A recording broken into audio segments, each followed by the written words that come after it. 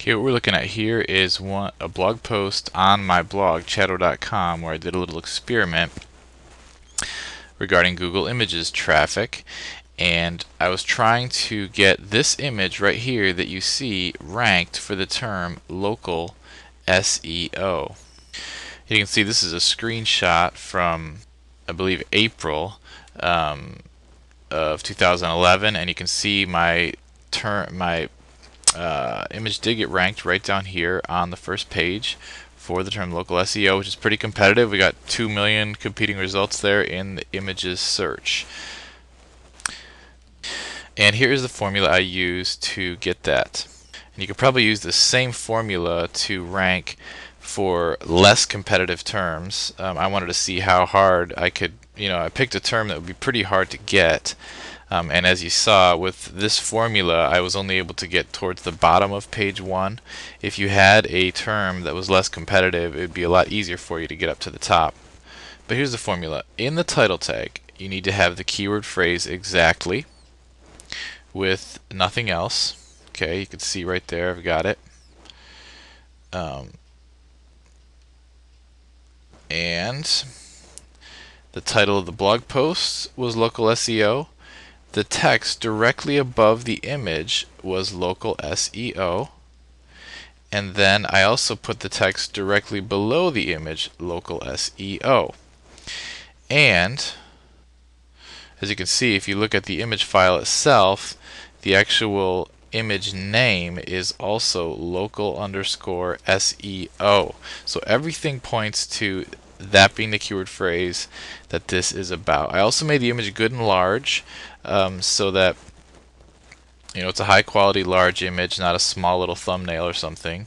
And then you can check your ranking. That might be enough for you depending on how competitive the keyword phrase is and depending on how many backlinks your website has.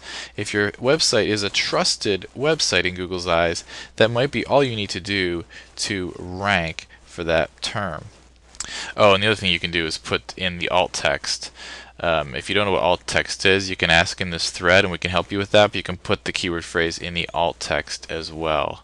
But for a more competitive phrase, I had to give it quite a bit more to make it rank, and I'll show you what I did.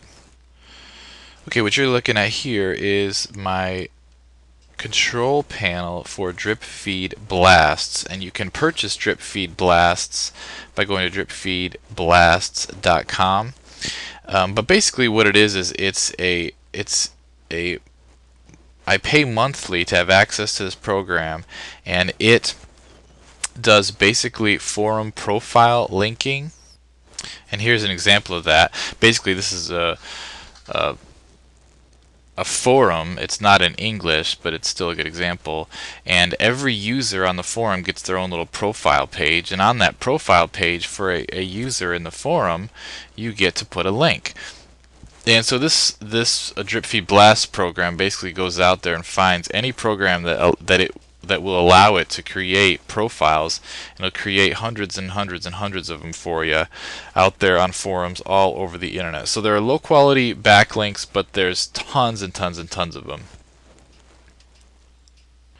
So you can see here what I did was I blasted the actual blog post, the actual HTML page, 1, 2, 3, 4 days in a row, 2,000 profile links each day. Okay, so you got about 8,000 links there going to the page. And then up here I blasted the actual image file, a direct link to the image file, 1, 2, 3, 4, 5, 6, 7 days in a row. So that's about 14,000 backlinks. And that doesn't mean not all the backlinks will stick, and not all the backlinks will be indexed by Google, and not all the backlinks will last. That's why you do so many of them. And after I did all these backlinks here, that was what got my image on the top of Google image search on the first page there for that competitive term, local SEO. You probably wouldn't have to do this much blasting and backlinking if it wasn't such a competitive phrase, but I picked the hardest one I could think of that would make sense with my blog, just to see what it would take. And you can see it took quite a few backlinks, even though they're really low quality, to do it.